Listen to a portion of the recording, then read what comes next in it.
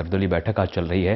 बैठक में आज कुछ अहम फैसले भी हो सकते हैं कि पुलवामा में जिस तरह से आतंकी हमला हुआ जिसमें 40 जवान शहीद हुए, उसको लेकर यह बैठक की जा रही है। सर्वदलीय बैठक है, विपक्ष भी साथ है, सरकार भी है। सरकार अब तक का जो खाका है उसको विपक्ष को बताया कि आगे क्या कुछ करना है। इस पर सर्वसम्मति बनेगी, क्योंकि पक्ष और विपक्ष देश का मसला है, जवान का मसला है। तो इस पर पक्ष और विपक्ष दोनों साथ होकर राजनीतिकरण से दूर होकर आज इस मसले पर यह बैठक चल रही है।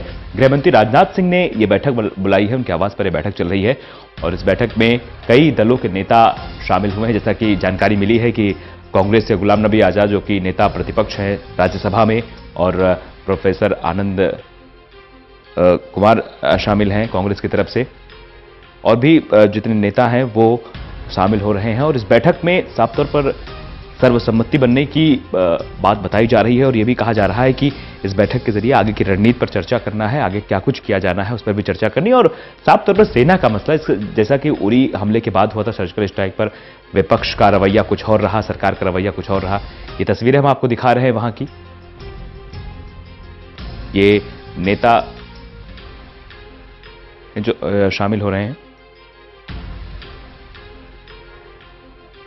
प्रदीप कुमार संवाददाता इस खबर जुड़ चुके हैं हमारे साथ। प्रदीप, बैठक चल रही है, कौन कौन से दल शामिल हुए हैं और अभी क्या कुछ जानकारी आपके पास है बैठक को लेकर? देखिए, करीब 11 बजे बैठक शुरू हुई है और बैठक इस वक्त चल रही है संसद भवन परिसर में, क्योंकि जो पुलवामा जम्मू कश्मीर में आतंकवादी हमला और उसके बाद केंद्रीय सुरक्षा मामलों की बैठक हुई थी, उसमें ये निर्णय लिया गया था कि विपक्ष को भरोसे में लिया जाएगा, उनको ताजा हालात की जानकारी दी जाएगी, फीडबैक लिया जाएगा।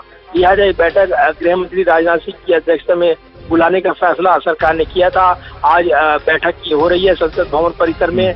इसमें तमाम पार्टियों के नेता मौजूद हैं। निश्चित तौर पर ऐसे वक्त ये बैठक है क्योंकि कहीं ना कहीं जिस तरीके से जो मैसेज देना है, आतंक के खिलाफ एकजुट मुल्क हमारा देश है और ऐसे में कोई भी जो आतंक के खिलाफ अगर भारी ताकतें उसको प्रभावित करेंगी तो उसका जवाब दिया जाएगा, मिलकर जवाब दिया जाएगा। उस रणनीति पर यहाँ पर दिखी है अब तक जो सियासी जमात, और इसीलिए यहाँ पर अलग अलग दलों ने सरकार के आतंक के खिलाफ हर मोर्चे पर साथ देने की बात कही थी।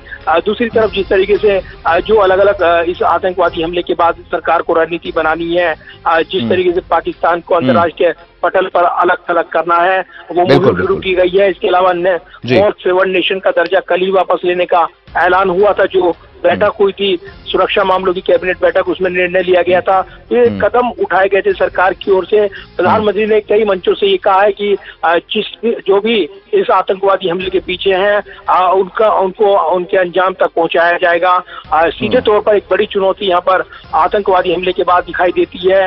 लिहाजा प्रदीप जी, एक सवाल अहम हो जाता है यहाँ पे कि लगातार ये मांग उठती रही कि पाकिस्तान को एक आतंकवादी देश घोषित किया जाए, तो अब जबकि विपक्ष भी साथ है, तो क्या आज भारत पहल कर सकता है इस बात की? देखिए, ये बैठक तो सीधे तौर पर जो राजनीतिक जो मंशा है और जिसमें सरकार ने जो रणनीति तैयार की है, उसमें जो कदम उठाए गए हैं सरकार की ओर से, उनको फीडबैक देना है, उनको जानकारी देनी है और उनकी राय सुझाव को लेना है। कुछ रणनीतिक तौर पर जानकारियां ऐसी जो काफी संवेदनशील हैं, वो जानकारियां शायद साझा न की जाए, लेकिन सीधे तौर पर देखें तो ये जरूर है कि जो सरकार की आगे की रणनीति है और जो कदम उसको उठाने हैं वो खुद सरकार को तय करना है। और ऐसे में सरकार वो तमाम कदम उठाएगी जो आतंकवादी मोर्चे पर वो लड़ाई को मजबूती के साथ लड़ती हुई दिखे। लिहाजा वो सरकार वो इशारा लगातार कर रही है। जहाँ तक आतंकवादी मुल्क घोषित करने की बात है, उसमें 1986 का जो एक्ट है उस संयुक्त राष्ट्र का, उसके तहत वो मुहिम शुरू उसने की थी और जिस तरीके से उस पर अड़ंगा बार बार चीन लगाता रहा है, तो ये जरूर है कि उसने अभी तक बैन नहीं लगाया है। जो आतंकवाद में आतंकवादी संगठन सक्रिय हैं, जैसे मोहम्मद की बात हो, जो मसूद अजहर की बात है, आतंकवादी जो कि इस हमले के पीछे भी बताया जा रहा है, तो ये जरूर है कि अभी तक चाइना की ओर से जिस तरीके से पाकिस्तान को सपोर्ट मिलता रहा है, भारत की कूटनीतिक रणनीति अब इस पर निर्भर करेगी कि क्या वो अब नई पहल के साथ इस आतंकवादी हमले के बाद यहाँ पर अंतर्राष्ट्रीय बिरादरी में दबाव बना पाएगा, उसके बाद ही तस्वीर साफ होगी। तमाम जानकारी बहुत बहुत शुक्रिया।